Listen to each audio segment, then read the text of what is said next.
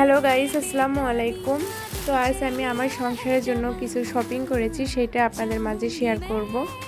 তো এখানে আমি একটা স্ট্রেনার নিয়েছি শাকসবজি অথবা চাল ধোয়ার জন্য, এটা খুব কাজের। এই স্ট্রেনারের দাম 300 টাকা। স্ট্রেনারটা অনেক মজবুত। আর এখানে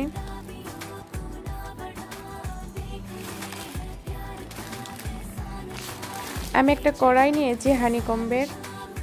এই কড়াইটা কেনার আমার অনেক দিনের স্বপ্ন ছিল। এই কড়াইটা কিন্তু সিজনিং করা, খাবার পুড়েও লাগবে না, আবার অল্প তেলেও রান্না হবে।